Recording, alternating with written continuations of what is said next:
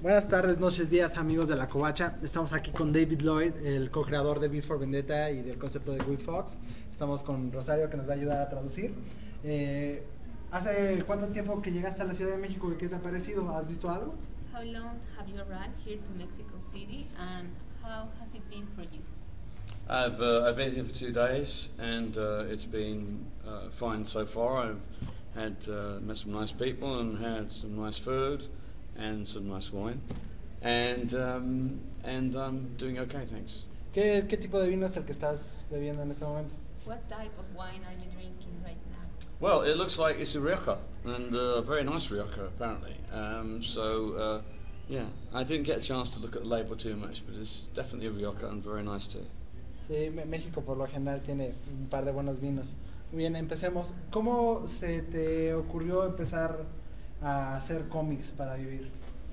How it was that you start making comics for living?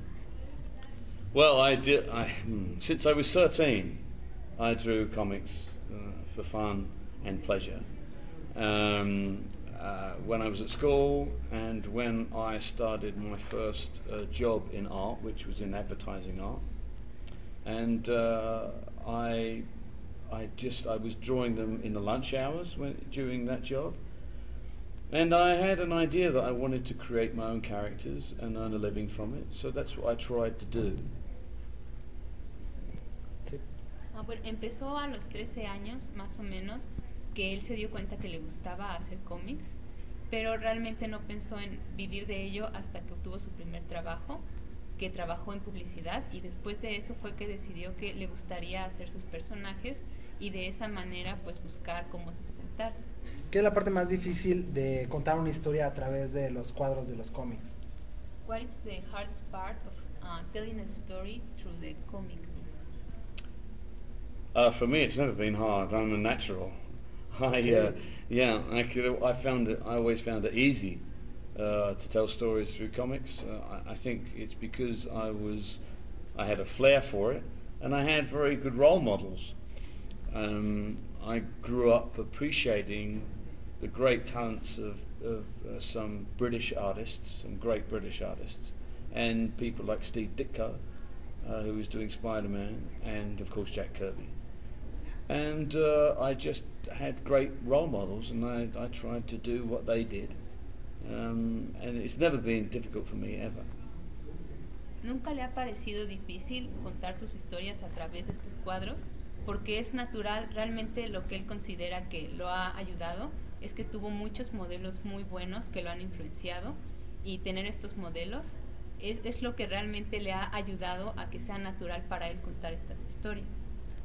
¿Cómo era el momento de los cómics en Inglaterra cuando él empezó a trabajar profesionalmente? How was the movement of the comic industry in England when you start working professionally?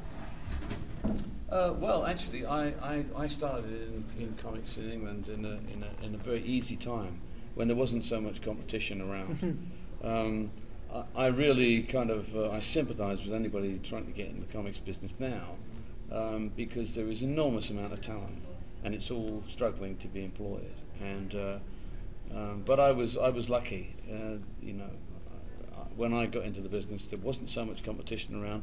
Not in England, anyway. That was the thing. In America, I'm sure there probably was, but not in England. In England at the time, there was not massive competition, and I was very lucky. Cuando él inició, tuvo la suerte de que realmente no había mucha competencia, así que era más fácil entrar a la industria. Sin embargo, ahora él pues siente pena por las personas que intentan entrar, pues hay mucha competencia, hay una cantidad masiva de talentos, y sí siente que quizá en América, en Estados Unidos era distinto porque había más competencia, pero cuando él inició en Inglaterra sí había menos gente, así que fue más sencillo. Su estilo de dibujo es un estilo muy propio, es algo que reconoces fácilmente como de él. ¿Eso fue construido a base del tiempo o siempre tuvo como esa estructura? You have a very unique style that you can recognize anywhere. And this style, did you build it with the time, or from the beginning you have your own style? Well, I think that most people know me from V for Vendetta, Yeah. which has a particular style, but a lot of people don't know what else I've done. So I think people tend to recognize me from V for Vendetta. But I've used various styles on various things. But the style on V for Vendetta was directly related to the subject matter. It's a story about a stark, bleak future. And so to echo that, you need a stark, bleak style of art. It's just an example of attaching a style to a subject.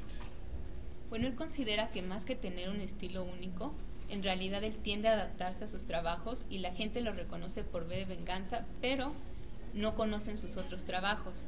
Él en realidad adapta su estilo a las demandas de lo que requiere el cómic, y lo que él considera que pasa con V de Venganza es que como es muy reconocible, en realidad es más bien un ejemplo de adaptar el estilo a lo que te pide la historia. En este caso yo he tenido la fortuna de leer un par de cómics, uno de guerra, una adaptación de guerra, y el que hizo con Warren Ellis, y su estilo es muy parecido. Entonces sí, trata de seguir ese mismo estilo en esos dos particulares ejemplos, o se adaptó conforme le decía el artista, el escritor. He knows another works of yours, for example, a war adaptation and the work that you did with Warren Ellis, and he thinks that you have a style that it's very similar in all those stories, and he wants to know if you adapt your style to those stories, or why is that you have this similar style in this story. Well, I don't know. I mean, if you think it's a similar style, then okay. But I don't know how much you've seen of my work. But the story with Warren Ellis was a classic example of actually using a particular. I mean, you can see that story was all about running. That was all about running, and so the whole way the whole thing was laid out had to be energy all the time. You had to, because it had to echo the fact that she was running all the time, and that again is a clear example of actually you tailor the work to fit the subject. Bueno, él considera que realmente no es que se parezca tanto su estilo. Por ejemplo, él considera que con Warren Ellis la historia era sobre correr, así que él quería reflejar eso, ese dinamismo y energía, y lo que trató de hacer fue adaptar su dibujo y su estilo para reflejar eso. Él considera que realmente cuando dibuja, él trata de hacerlo realmente en base a lo que está haciendo, así que él mantiene que su estilo sí es diferente, y él trata de reflejar la historia en lo que está dibujando. Ha tenido la fortuna de trabajar con algunos de los mejores escritores de Gran Bretaña. ¿Cuáles son los que a él personalmente le gusta más trabajar, con cuál disfrutó más, y cómo vio el trabajo en esos casos, ¿no? ¿Cómo fue diferente con ellos? You have had the fortune to work with a lot of great talents of Britain, writers, and he wants to know if you have like a favorite, or how was it for you to work with someone in particular? Well, my favorite writer is me. Okay, that's good one. Because if any artist feels better expressing themselves completely, with complete freedom. So my favorite writer is me. But when it comes to working with other people, as you say, I've had great, not luck. I chose to work with these people. Okay. And Garth Ennis, Jamie Delano, Warren Ellis, Grant Morrison, Alan, of course. Alan's sort of like a genius. All those people are just all great writers of different personalities, and I'm just very privileged to have worked with them all. But as I say, my favorite writer is me. Yeah, that's nice. Bueno, su escritor favorito es él, porque cualquier artista se siente feliz de poder expresarse libremente, así que realmente si él pudiera elegir con quién le gusta trabajar más, sería con él mismo. Pero en cuanto a los otros escritores con los que ha trabajado, más que sentir que tiene suerte o que es afortunado, él siente que ha hecho buenas decisiones porque él ha decidido trabajar con ellos. Y sí, él considera que, bueno, muchas de las personas con las que ha trabajado son muy talentosas y le ha gustado mucho, pero sí mantiene que él es su escritor favorito. ¿Cómo fue empezar a trabajar con Alan Moore y cómo crearon el concepto de Guy Fawkes V for Vendetta? How was it for you to start working with Alan in V of Vendetta, and how did you develop this concept of Guy Fawkes for the character? Well, that's quite a long story. I mean, the thing is that I was asked by the editor, the magazine that V originally appeared in, to create a masked crime fighter character. That was all the brief was. To echo a story that I'd previously done for Marvel UK, which was called Night Raven. Night Raven was kind of like a masked crime fighter in Prohibition America, and I was asked to create something similar to that. The original idea was for me to write it and draw it at the same time. But I was working with Alan at the time, and I knew if me and Alan worked on it, it'd be much better than if I just worked on it. So that's how that began. Bueno, es una historia muy larga. Para empezar la historia se la encargaron a donde originalmente se publicó. Le pidieron que hiciera, digamos, un personaje enmascarado y que se pareciera a otro trabajo que él ya había hecho, Night Raven, y que se fuera similar a este. Entonces, lo que él hizo fue, digamos, tratar de hacer este trabajo con Alan basándose en ello, pero ya con el concepto que le había dado el editor de que fuera similar a este personaje. And the subject matter of V came about because both myself and Alan were very politically aware, we both had come up with stories that we hadn't been able to sell previously about an urban guerrilla fighting a fascist dictatorship in a future England. And so when we got together, we thought, well, let's do that. Let's do something like that. Entonces, lo que es el concepto como tal surgió de que tanto él como Alan eran personas con mucha conciencia política y anteriormente ellos ya habían tratado de vender ciertas historias con este contenido político y no había sido posible. Así que decidieron que tenían que hacer algo en la línea de una guerra urbana contra una dictadura en Inglaterra. So we stuck those two ideas together, but when we did that, we still only had a basic format of the character. He was going to be an urban guerrilla, but we didn't know anything about, what it was going to look like or what his motivations really were, apart from just a basic outline of what he'd suffered and why he had a grudge against the system. And we thought for quite a while about what we were going to do, what sort of costume was going to be, why he was doing it, and we couldn't come up with anything perfect. And then I just had this brainwave, brainstorm. Why don't we sort of like resurrect him as Guy Fawkes, kind of like a Guy Fawkes, that he adopts the persona of Guy Fawkes, who was a revolutionary who failed because he wanted to change things but failed. So why don't we bring him back and make him succeed? So that was the basic concept of making him our hero, Guy Fawkes. Bueno, ellos tenían esta idea del guerrillero urbano y tenían un esbozo, una idea de cómo querían que fuera, pero realmente todavía no tenían listo cómo tenía que ser o cómo era ya bien desarrollado el personaje, así que se les ocurrió él en una lluvia de ideas que hizo, ¿qué tal si revivían el personaje de Guy Fawkes? Y después de esto lo hacían porque cuando él era un revolucionario, pero realmente él falló, él sí intentó su revolución pero no la logró, y la idea fue revivirlo y hacer que esta vez triunfara.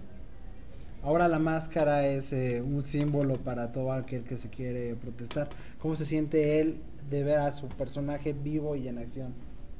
And now the mask is a symbol for a lot of people that want to rebel against something.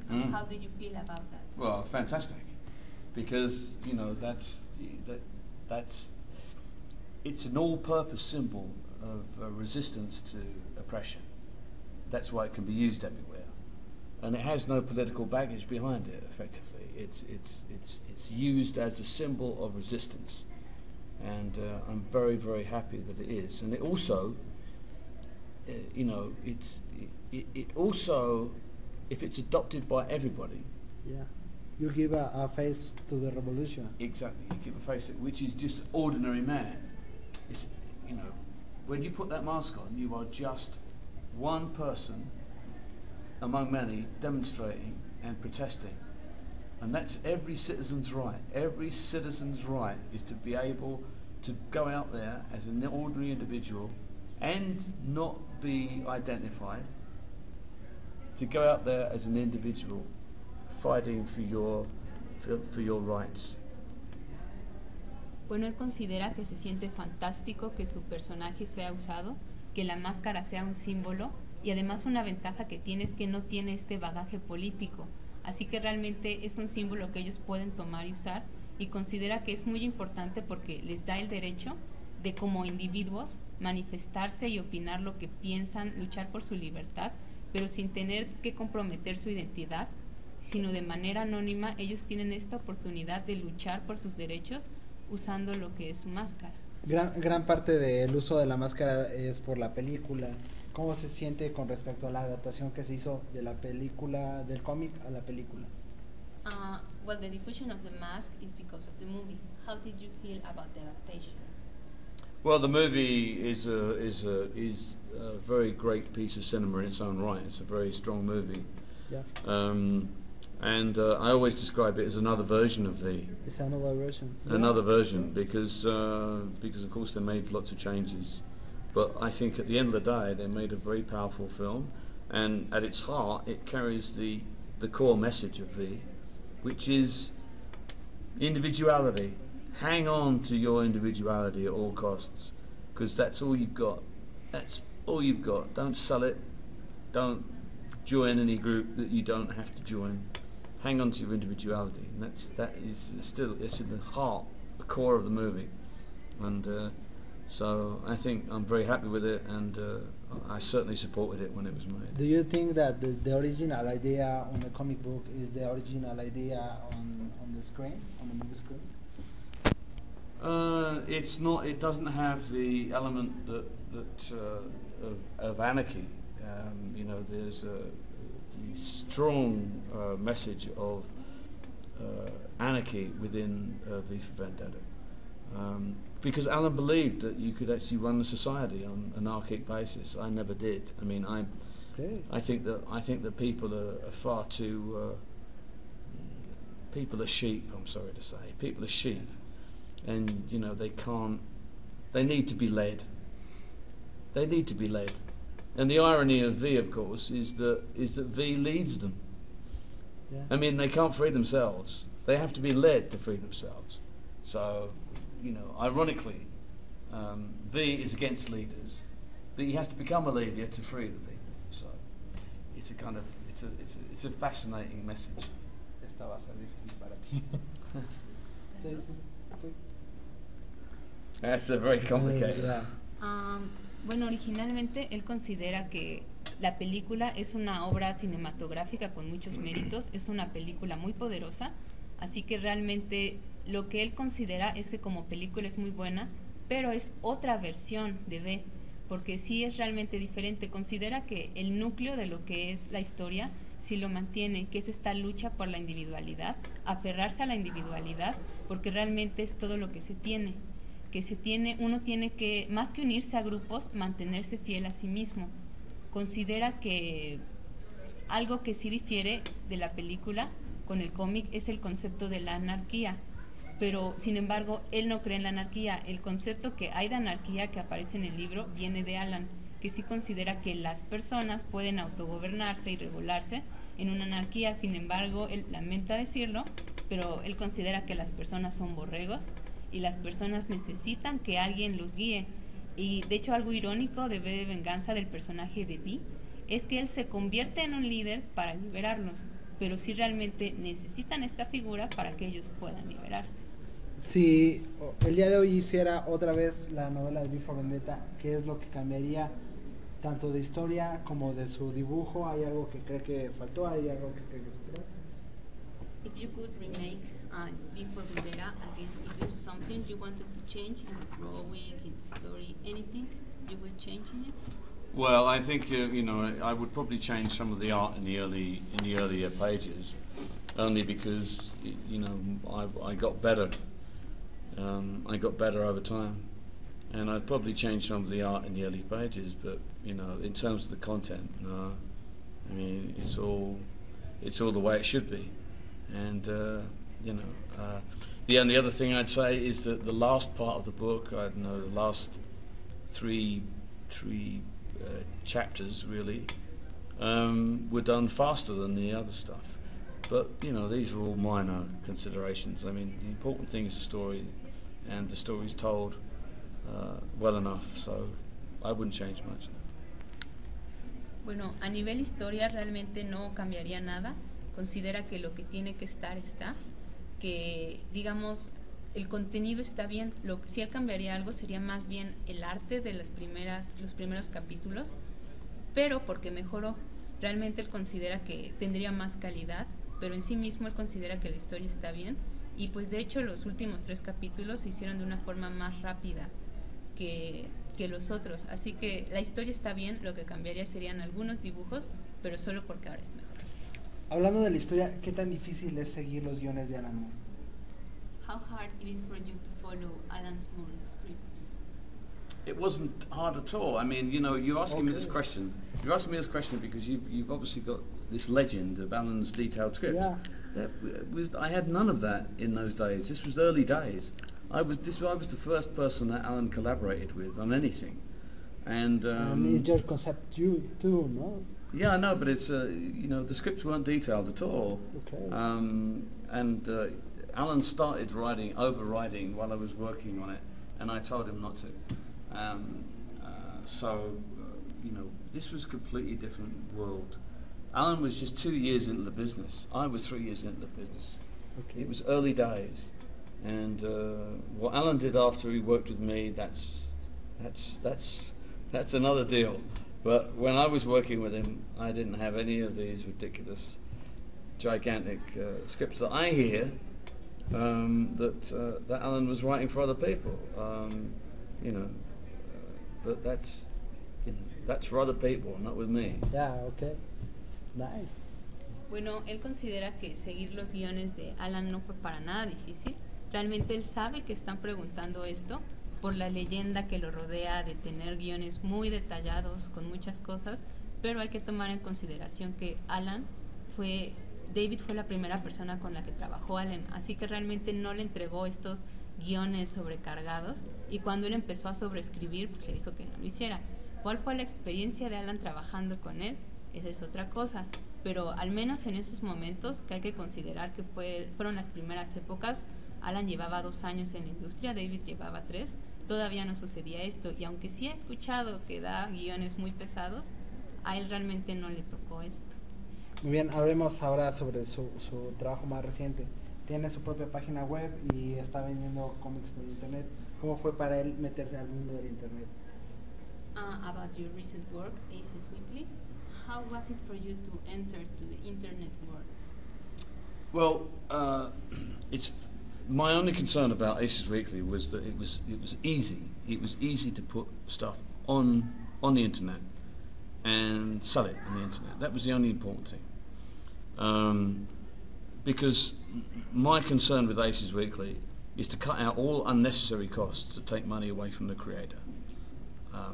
The whole point about Aces Weekly is that we can put great comic art on screen, not on paper. It's the same thing, but it's just great comic art. It's just on screen. Yep. It looks great on screen. Yeah. And we go directly to the buyer. We cut out all those unnecessary costs that are involved in printing. And the ideal is for all that money from subscriptions and other income to go directly to the people who produce the work, split equally between each volume. It's a perfect idea. But the big problem with the internet is that it's big and there's a lot of noise trying to make your presence felt. Bueno, realmente no fue difícil ingresar a hacer esta transición. Considera que su mayor preocupación en realidad no era tanto como dar el trabajo, porque subirlo y difundirlo en línea no fue difícil. Sin embargo, lo que él intentaba era cortar todos estos gastos intermedios que hay que hacer, intermediarios cuando se imprime y todo lo demás, porque su interés principal es que cortando todo esto los ingresos que lleguen de los suscriptores o cualquier otro tipo de ingreso puede ir a los artistas de una forma más directa y repartirlo equitativamente. Lo que a él le preocupa de Internet es que es muy grande y pues hay como mucho ruido y mucha interferencia en hacer notar tu trabajo. Y con respecto a las demás personas que están colaborando con él en el sitio, ¿cómo las reunió? How is that you find your collaborators in Aces Weekly? Well, I invite them to come along. I invite them. I tell them it's an adventure and a gamble and a risk. They all know. Yeah. Because nobody gets paid up front. It's a back-end deal, as they say in America. And but the contributors are happy to take part because they believe in what I'm doing. They believe in that concept of, you know, going directly from the creator to the buyer and money coming back to the creator. So they believe in it and they're excited by it. And most artists are excited by doing something new. Otherwise, they're not artists or they're not creators. And I'm just glad that they're still with me after this time. We're on our 5th volume. Well, just about to start. We're just on our 6th volume. Is just about to start. And we're not in the position I want us to be yet. But the creators are still with us. You know, they're still patient. And I thank them for that. They're a great bunch, and they're all fantastic. They're all aces, which is why it's called Aces Weekly. Yeah. Bueno, a los colaboradores de Aces Weekly, él los ha invitado, él los busca y los invita a participar y los invita a una aventura, a arriesgarse, a apostar por ello, porque sí es muy riesgoso. Es, digamos, un acuerdo en el que no pueden echarse atrás. Lo que hacen ellos es que realmente participan porque creen en el proyecto, porque ellos también consideran que hay nuevas formas de hacer las cosas y comparten este credo de el artista al comprador y el dinero regresa igualmente al comprador sin intermediarios. Él considera que ellos se arriesgan a hacer esto porque si no se arriesgaran pues no serían artistas.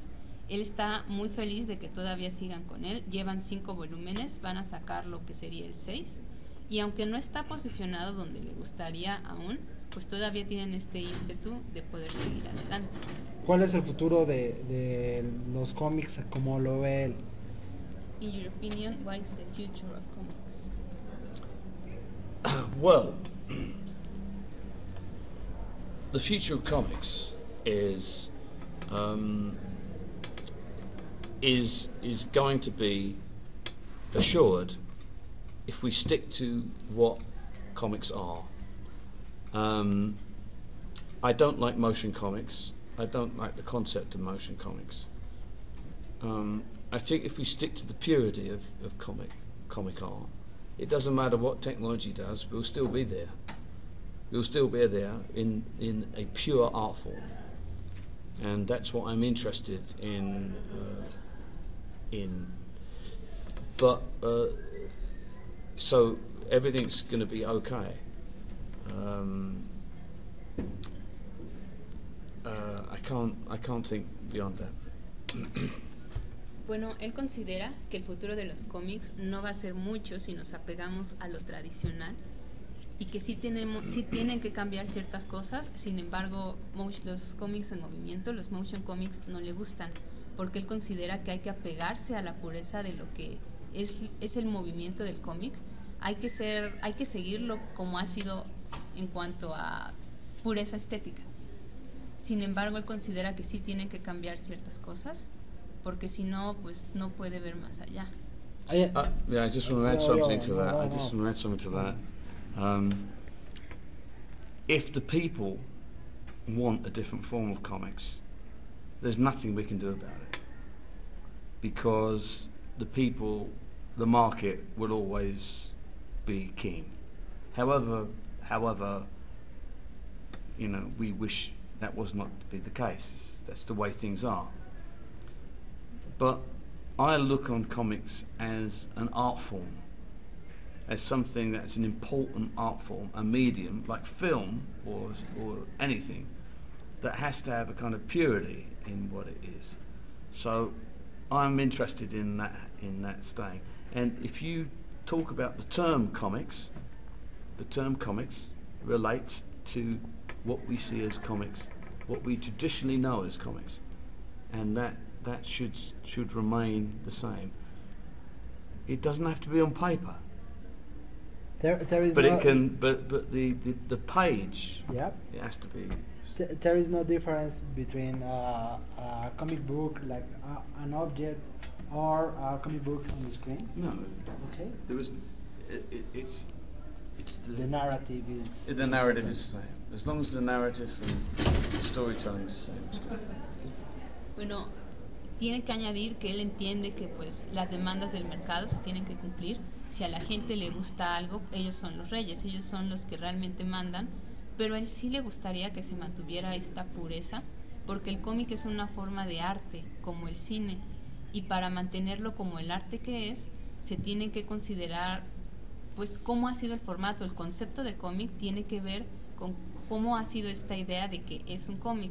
No considera que sea tan importante, digamos, si está en papel o en pantalla, pero sí considera que la narrativa sí tendría que mantenerse igual, más que nada por aprecio al arte que es y cómo ha sido, lo que representa. Le agradecemos mucho la entrevista y hay algo más que quiera decir a sus fans en México. Thank you so much for the interview. And is there anything you want to say to your Mexican fans?